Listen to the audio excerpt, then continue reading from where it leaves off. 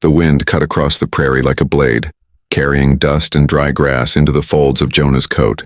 He had always been alone out here, miles from the nearest town, living on the sprawling ridge his father had carved out of the earth decades before. The ranch was a patchwork of weather-beaten fences, sun-bleached barns, and corrals that groaned with every gust of wind. Most men might have grown restless with such solitude, but for Jonah the land was a kind of confessional, a place where he could reckon with the past he never fully understood, and the pain he carried quietly in his chest. He first noticed the lump months ago. It started as a small, innocuous swelling near his side, one he tried to ignore as one might ignore a whisper in the back of the mind. Mornings were the worst. The ache seemed sharper as he mounted his horse to check the fence lines, or when he bent to gather the hay for the cattle. The doctor in town, the one he had visited once when a fever struck him down, had shrugged and said it was probably nothing. But Jonah had always been wary of dismissals. He could feel it, deep and insistent, a presence he could not shake. He kept the pain to himself because men in these parts did not share suffering. His neighbors thought him a stoic, a man made of rugged solitude. But in the quiet of his cabin, Jonah allowed himself the moments of weakness he never showed anyone. He would sit by the fire, hands resting over the swelling, staring into the flickering flames and wondering what life might have been if he had a family, if someone had chosen him for more than this endless, grueling work. The ache was both physical and a kind of loneliness that ran deeper than any wound.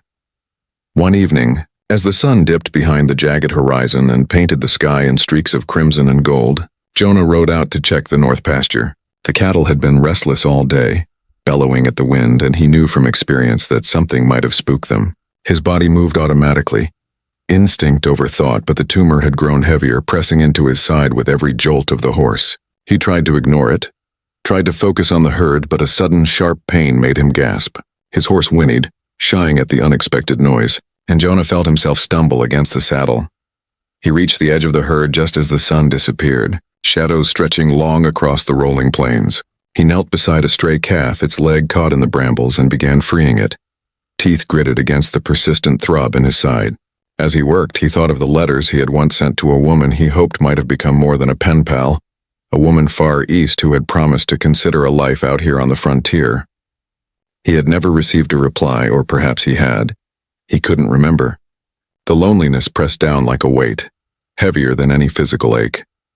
By the time Jonah returned to his cabin, the stars had pierced the sky like scattered silver shards. He dismounted, his body trembling, and leaned against the doorframe, hand resting against the warm wood. Inside, the fire had dwindled to embers, and the cabin smelled of old leather, wood smoke, and the faint tang of iron from the tools he kept hanging along the walls. He sank into the only chair, silent, staring at the shadows as the pain in his side pulsed with a strange, ominous rhythm. It was in the dead of night, when the wind howled across the plains like a chorus of ghosts, that the tumor finally gave way. Jonah woke to a sensation he could not have imagined, sharp, almost tearing, followed by a pressure unlike any he had felt before. He cried out, clutching at his side, the room spinning around him, and then, in the dim light of the fire that had reignited itself in some mysterious way, he saw it. The tumor had burst, and what came from it was not what he expected. It was not just blood or tissue. There was a small, writhing form, almost human in shape, pale and fragile, with eyes that reflected the firelight and a gaze that seemed to pierce the solitude he had carried for so long. Jonah staggered backward, fear and disbelief warring in his chest. The form trembled, weak and crying softly, and he realized it was alive. How could this be? How could such a thing exist inside him, hidden all these months, and yet here it was, needing him in ways he had never imagined needing another? He knelt beside it, his hands shaking, the smell of iron and fear mingling in the air. The infant, or whatever it was, looked up at him with trust and something else he couldn't name, something that stirred something buried deep in his heart. Jonah had lived a life of solitude, a life that had hardened him against the world. But as he held the creature, as he felt its fragile heartbeat against his palm, he realized that the frontier had a way of delivering miracles in forms one could never anticipate. Morning came slowly, painting the sky in muted pinks and purples. Jonah sat by the fire, the tiny being cradled against his chest, and he thought of the town, of the neighbors, of the people who might see him as strange or cursed. Yet for the first time in years he did not care. The wind outside still moaned and carried the scent of dust and distant sage. But inside the cabin, the air was charged with a new kind of possibility, a spark that promised redemption, connection, and a future he had never dared to imagine. He had survived blizzards, droughts, and the cruelty of outlaws, yet this strange, inexplicable life was perhaps the greatest trial and gift he had ever known. Jonah, lonely rancher of the wild plains with a body weakened and betrayed by disease, found himself at the threshold of a story that could not have been written by human hands. He whispered promises into the flickering shadows, vowing to protect, to nurture, and to discover the secrets that had been hidden inside him all these years. Outside, the prairie stretched endless and unforgiving, but inside, the warmth of fire and the pulse of new life offered a hope so profound that Jonah felt tears sting his eyes. The wind's mournful call was no longer a threat, but a herald of change, and for the first time, he allowed himself to imagine something beyond mere survival. A life shared, a story unfolding, a love and connection that might finally fill the void he had carried across so many lonely seasons. And so, with the dawn breaking over the rugged horizon, Jonah held the fragile being close, unaware that the event set in motion by the bursting of the tumor would soon plunge him into adventures, heartache, and revelations more wild and dangerous than any he had faced on the prairie. The prairie was silent that morning, the kind of quiet that presses against the eardrums, heavy with anticipation. Jonah sat by the fire, the fragile being, still unnamed, cradled against his chest. Every shallow breath it took seemed miraculous, a fragile reminder of the impossible event that had reshaped his life overnight. He could not explain what had happened, could not reason why something so small and human-like had emerged from the tumor that had threatened his very existence. All he knew was that he was responsible now, for a life that demanded his care in ways he had never imagined. He dressed carefully, ignoring the pain that still lingered along his side. The remnants of the tumor a raw reminder of mortality. The cabin smelled of wood smoke and faint iron, and Jonah kept glancing at the small being, its eyes fluttering in sleep, delicate hands curling instinctively around his fingers. For all his experience surviving blizzards, rustlers, and harsh prairie winters, nothing had prepared him for the vulnerability before him. He needed answers. There was no one in the nearby town who could help him understand this strange miracle. Yet he knew he could not remain isolated forever. He saddled his horse, leaving the small being swaddled in a blanket inside the cabin, though he wished he could carry it with him everywhere. The winds were colder than usual, and a storm was gathering over the distant ridges. He cursed himself for not realizing sooner that life had a way of testing. Jonah swallowed hard, gripping his hat. "I'm fine, Mr. Harrison, just checking supplies. Need bandages, cloth, some tonic for the calves." He avoided mentioning the truth, the tumor, the being, the impossibility that clung to his life like a shadow. Harrison studied him, eyes narrowing. "You've been alone a long time, Jonah. Maybe it's time you share some company." Jonah forced a small, humorless chuckle. "Company doesn't tend cattle or mend fences, Mr. Harrison." Yet the words tasted bitter. The thought of returning to the cabin, to the small life waiting for him, was more urgent than anything else. He purchased what he needed, tipping the apothecary generously, then mounted his horse again. The storm had moved closer, dark clouds blotting the sun, and the wind carried a sharp edge that bit at his cheeks. By the time he reached the cabin, the first fat drops of rain were falling, soaking the dry prairie dust into mud. Inside, the small being stirred, eyes wide with fear as the wind rattled the shutters. Jonah hurried to secure the cabin, stacking firewood and sealing cracks as best he could. He held the small being close, murmuring reassurances that felt hollow even as he spoke them. For he had no explanation, no path forward, only instinct and a fierce protective resolve. The night stretched long, and the storm howled with a ferocity that seemed to echo the turmoil within Jonah. He tended the fire, fed the small being warm milk, and for the first time in decades felt a profound sense of purpose beyond survival. Yet alongside this newfound responsibility came questions that gnawed at him relentlessly. What was it? How could it have been hidden inside him? What dangers might follow? He resolved to keep it safe no matter the cost. The thought of town gossip, of whispers branding him cursed or mad, faded against the primal urge to protect the life in his arms. He remembered the stories of outlaws who preyed on the weak, of bandits who struck homes unguarded in the night, and a cold chill ran down his spine. In the frontier, solitude offered safety, but vulnerability invited peril. Days passed, blending into one another. Jonah adjusted to a routine that included tending to the small being, feeding and swaddling it, and cautiously exploring its peculiar abilities. It seemed to understand more than any infant should, responding to gestures seeming to anticipate danger, and even attempting sounds that were more articulate than a normal child. Jonah's mind reeled with possibilities, each one stranger than the last. The frontier had always been a place of miracles and horrors, yet nothing had prepared him for this. Word eventually reached him of trouble in the region. Outlaws calling themselves the Black Ridge Gang had been raiding nearby ranches, leaving destruction and fear in their wake. Jonah knew he could not remain hidden forever. His land, his life, and the fragile being depended on vigilance, and he prepared for the inevitability that danger would come for them. He repaired fences with urgency, kept his firearms close, and trained his mind to expect intruders. One evening, as the sun sank in a blood-red haze, Jonah noticed tracks near the north pasture, fresh hoof prints not from his own cattle. The storm had passed, leaving the earth soft and impressionable, and he could see the unmistakable signs of strangers. His heart pounded. He held the small being to his chest, listening to the distant rumble of thunder from another approaching storm. The prairie, beautiful and cruel, reminded him that life out here was always a delicate balance between survival and devastation.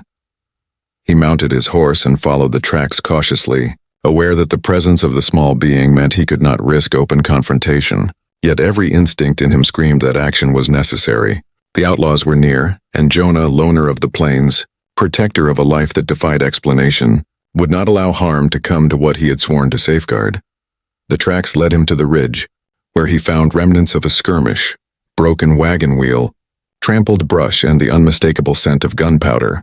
Jonah's pulse quickened as he scanned the horizon. He knew he would face a choice: flee with the small being into deeper wilderness or confront the threat and risk everything. As night fell and the stars blinked faintly through the clouds, Jonah felt the weight of responsibility pressing on him like never before.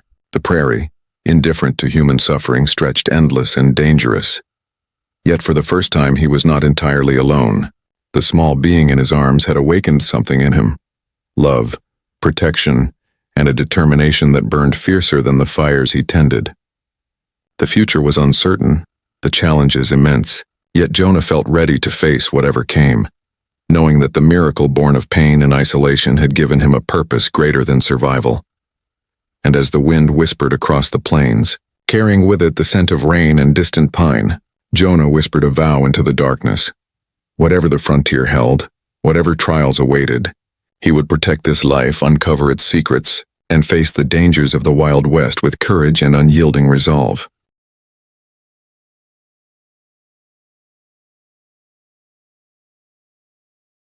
The first light of dawn seeped through the cracks of Jonah's cabin, a grayish haze that barely warmed the chill left by the night storm. He stirred slowly, the small being nestled against his chest, breathing softly, a fragile rhythm that both calmed and alarmed him. Last night had been long and restless.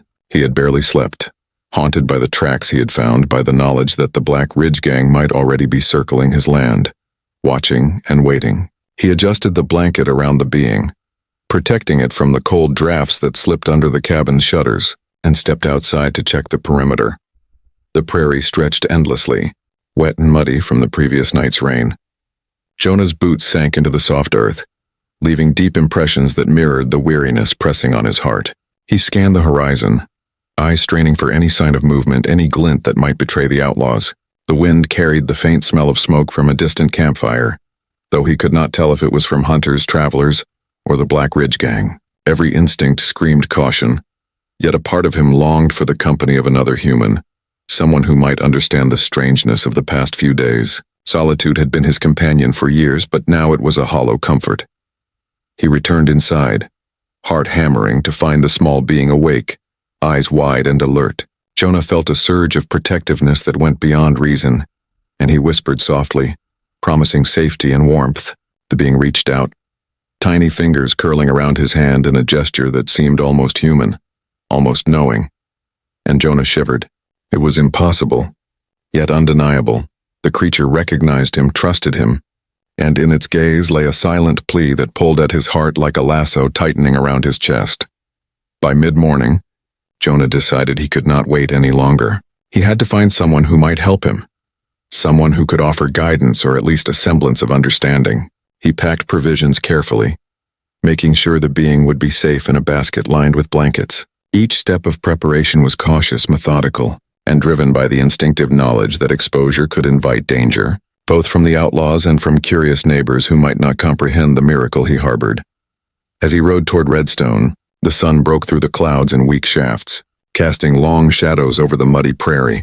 Jonah's mind wandered to the letters he had sent years before. The ones he never knew were returned or ignored. He thought of the women he had dreamed about, the lives he had imagined but never pursued, and now, with the being tucked safely beside him, he felt a strange stirring of hope, a feeling he had not known since youth. Perhaps life was offering him a second chance, not just for survival but for connection, for love, for redemption. Arriving at the town, he felt eyes on him. The townsfolk were curious, some suspicious, others openly wary. Jonah ignored them, focusing on the apothecary first. Mr. Harrison raised an eyebrow, noting the unusual bundle. "What do we have here?" he asked, voice cautious. Jonah exhaled slowly, unsure how much to reveal. "It appeared somehow. I don't know how. I need your advice if you have any." Harrison studied him, the lines of age and wisdom etched deep in his face. "Jonah, I've seen a lot out here, but this is beyond my understanding." He paused, then softened. "We'll keep it quiet. Folks in town, they'll talk too much." Relieved, Jonah spent the day securing supplies and making arrangements for the small being's care. Yet even as he moved through these practical concerns, he felt an uneasy pull from the prairie, a reminder that the Black Ridge gang might strike at any moment. He resolved to prepare for confrontation, teaching himself how to think strategically, anticipate ambushes, and guard both his land and the secret he held. That evening, as he returned to the cabin, he noticed a figure waiting near the corral. A woman, tall and sturdy, with a rifle slung over her shoulder. Jonah's heart skipped a beat. She introduced herself as Emily Carson, a rancher's daughter from a nearby homestead. She had been tracking rumors of the Black Ridge gang herself, seeking allies to protect the frontier. Her eyes, sharp and intelligent, seemed to pierce through the fatigue and sorrow that weighed on Jonah. He was wary, naturally. Years of solitude had taught him caution. Yet something about her presence, the confident way she surveyed the land, the kindness hidden behind her pragmatic demeanor, stirred feelings he had long thought buried. He invited her in, explaining as much as he dared, though he omitted the miracle he sheltered. She listened, attentive and calculating, offering advice, suggestions, and a plan for fortifying the ranch against the gang. Over the next days, their alliance deepened. Emily's knowledge of frontier life, of survival and strategy, became indispensable. Together, they repaired fences, reinforced doors, and patrolled the land with alert eyes. Jonah found himself opening up, sharing stories of past hardships, of the loneliness that had defined him, of the dreams he had once nurtured but abandoned. Emily listened without judgment, her presence offering comfort that felt almost foreign after so many years of isolation. One evening, as the sun dipped low and painted the sky in crimson and gold, Jonah found himself beside Emily near the creek. They had been checking the water for cattle, sharing stories and laughter for the first time in weeks. The wind carried a gentle chill, but the warmth of their growing camaraderie cut through the cold. Jonah realized in a quiet, almost shocking moment that he was beginning to care for her, not just as a companion in survival, but as someone who could fill the emptiness he had carried for decades. Yet danger loomed. Tracks in the mud indicated that the Black Ridge gang was closer than ever, their intentions unmistakably hostile. Jonah and Emily devised a plan to protect the cabin and the secret it held. They reinforced windows, stockpiled provisions, and prepared weapons, understanding that confrontation was inevitable. Each night as Jonah cradled the small being, he whispered promises of safety, but fear lingered like a shadow. The prairie, beautiful and unforgiving, demanded vigilance, courage, and cunning. The first attack came just before dusk. A group of men, faces obscured by scarves and hats, rode into the north pasture, aiming to take whatever resources they could find. Jonah and Emily were ready. Shots rang out across the ridge, echoing through the valleys. Jonah's heart pounded as he maneuvered to protect both the small being and the ranch. Emily's aim was precise, her courage unwavering, and together they managed to repel the intruders, though the threat was far from eliminated. As the sun disappeared behind the horizon, Jonah sat by the fire, the small being in his arms, and realized something profound. He was no longer alone. Emily's presence, the responsibility of protecting life born from his own suffering, and the challenges of the frontier had awakened something he had long thought lost: hope, purpose, and the possibility of love. The night air was heavy with the scent of rain and gunpowder. The stars faint behind clouds. Jonah whispered into the dark, "Whatever comes, we survive. Together." And in the quiet heartbeat of the prairie, he felt a new determination take root, stronger than fear, stronger than solitude, stronger than the Wild West itself.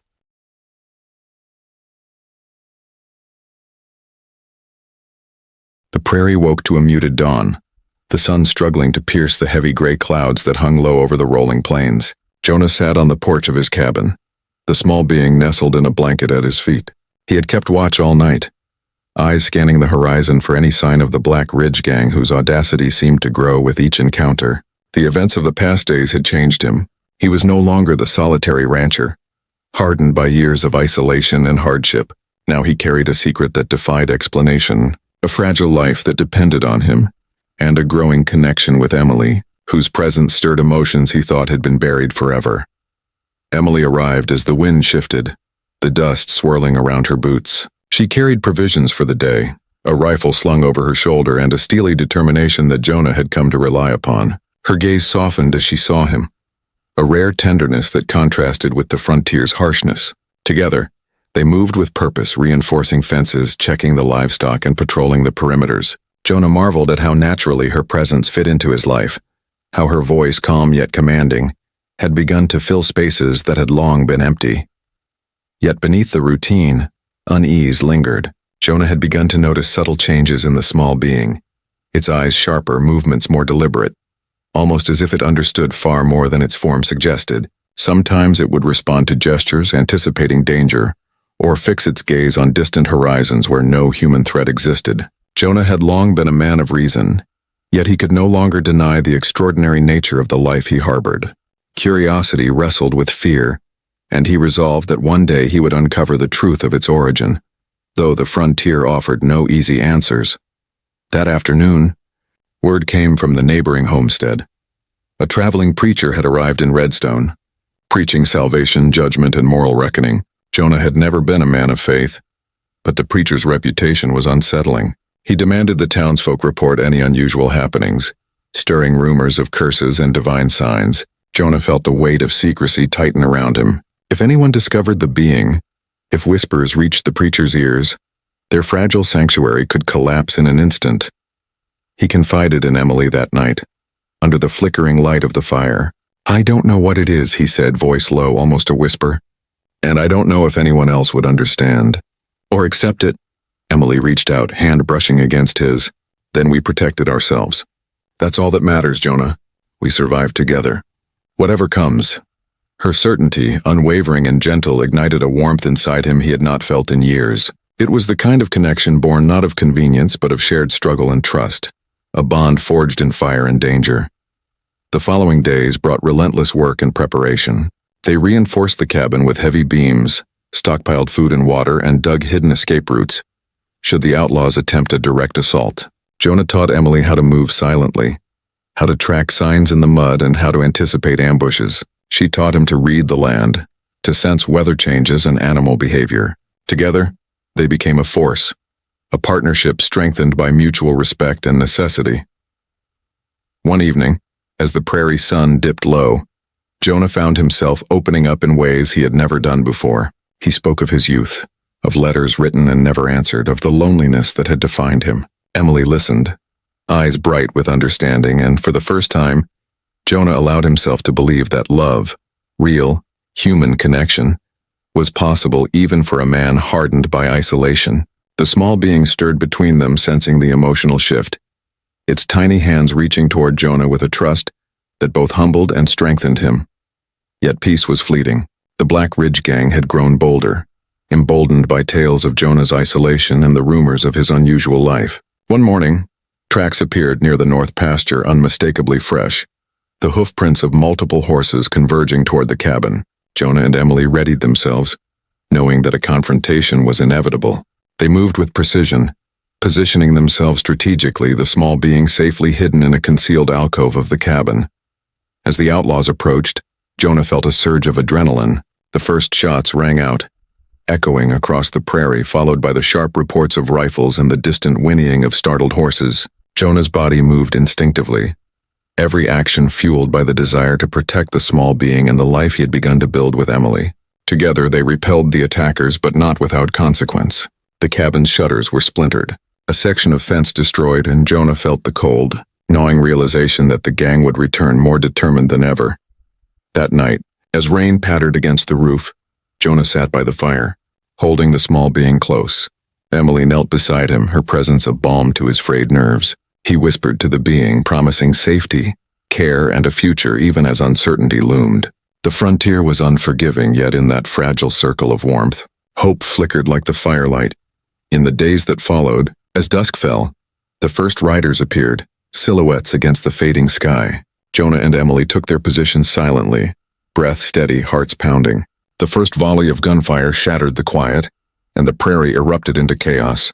Jonah's instincts guided him, every movement precise, every shot measured. Emily, too, moved with deadly efficiency, her aim true, her resolve unshakable. The small being remained hidden, yet Jonah could feel its presence, a steadying force that somehow bolstered his courage. Amidst the battle, Jonah realized the gang had come for more than resources. They had heard whispers of something unusual, something miraculous, and their greed had drawn them to him. The realization sent a chill through him.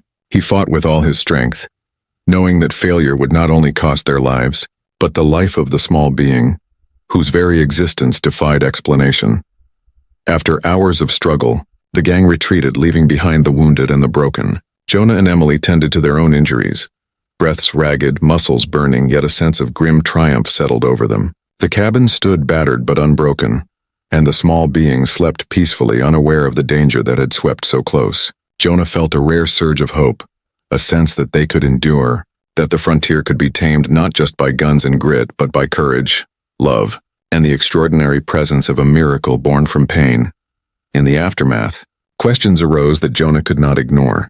The being's origin remained a mystery, a puzzle that haunted his nights. He remembered the night the tumor had burst, the fear and awe that had gripped him, and he realized that whatever force had brought this life into existence might have a purpose beyond mere survival. He and Emily began to search for answers, delving into local lore, consulting old journals, and speaking cautiously with elders in Redstone who whispered of miracles, spirits, and unexplainable phenomena.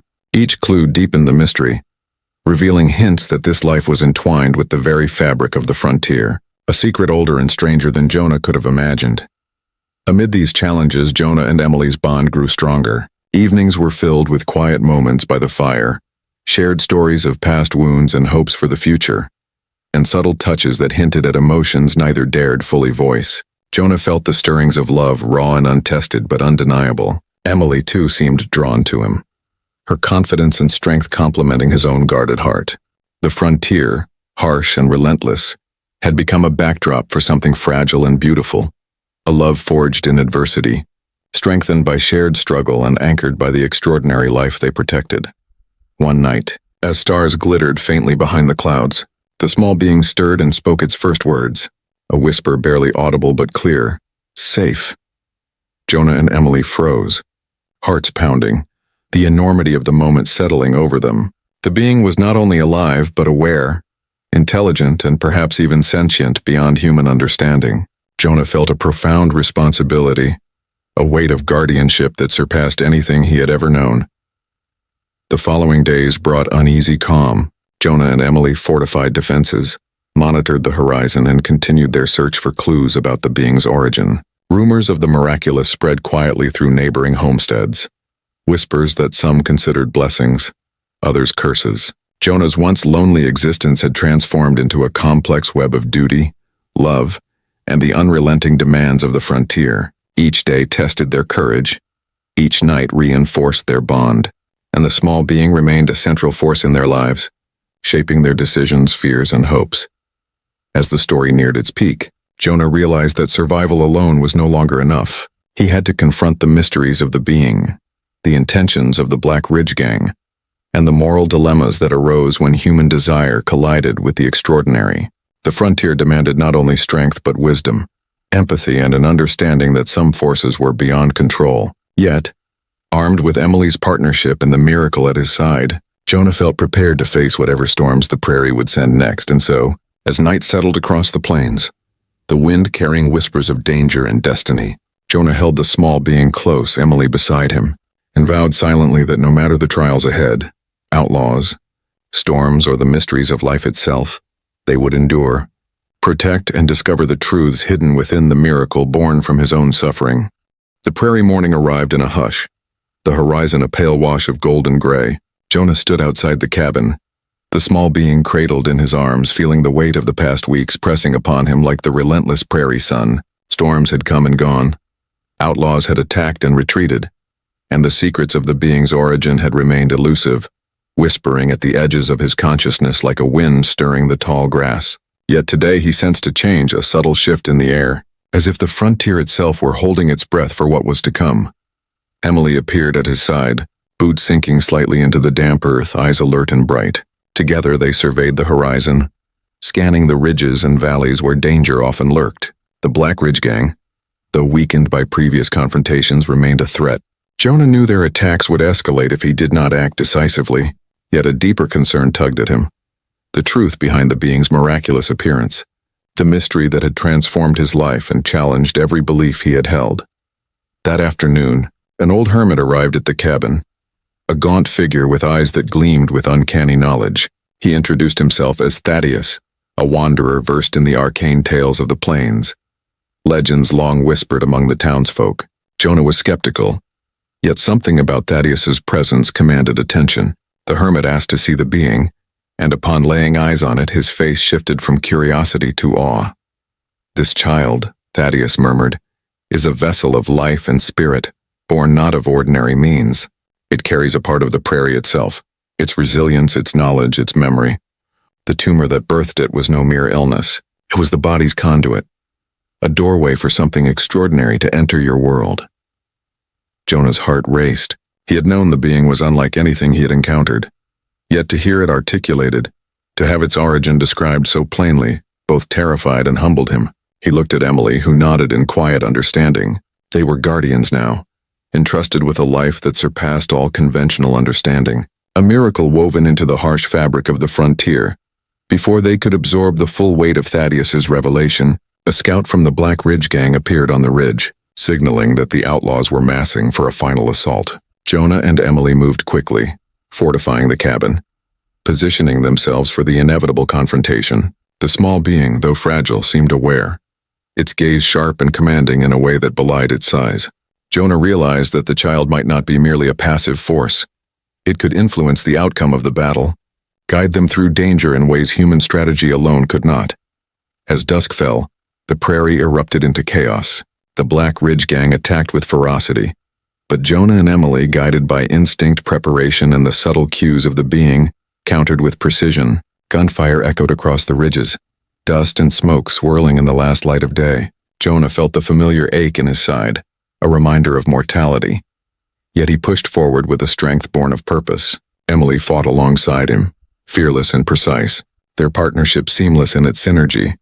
Amidst the melee, the being stirred, a low hum emanating from it that seemed to vibrate through the cabin and the surrounding land. The gang faltered, confused by a presence they could not understand, their confidence unraveling. Jonah seized the moment, rallying the remaining townsfolk and neighboring ranchers who had come to aid them. Together they drove the outlaws back, forcing the gang to retreat once and for all, leaving behind the broken remnants of their reign of terror.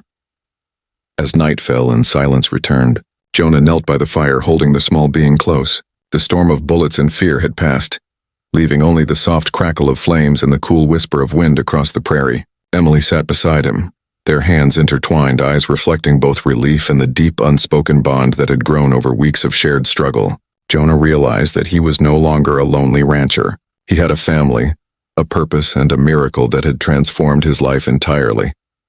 Thaddeus, who had remained in the shadows, spoke softly. "The prairie has chosen well. You have protected the life entrusted to you, faced darkness with courage, and forged bonds of love and loyalty. This child is safe, and so are you, because you have honored what is extraordinary, what is beyond fear." Jonah looked down at the being, its eyes reflecting the firelight, alive with intelligence and wonder. He whispered promises, vows that encompassed survival, love, and devotion. knowing that the frontier's harshness could no longer touch them, not because danger had vanished, but because they had grown stronger together, united by miracle, courage, and heart. As the first stars appeared in the vast prairie sky, Jonah felt a profound peace. He had faced loneliness, sickness, outlaws, and the unimaginable. Yet here he was holding life that defied explanation, alongside love that had grown from shared adversity. The frontier, ever wild and unforgiving, had delivered him not just survival but redemption, family, and hope. The prairie wind whispered through the grasses, carrying with it the promise of new beginnings, adventures yet to come, and the knowledge that miracles often emerge in the places one least expects. Jonah held the small being against his chest, Emily by his side, and for the first time he allowed himself to imagine a future filled not with loneliness, but with wonder, courage, and enduring love.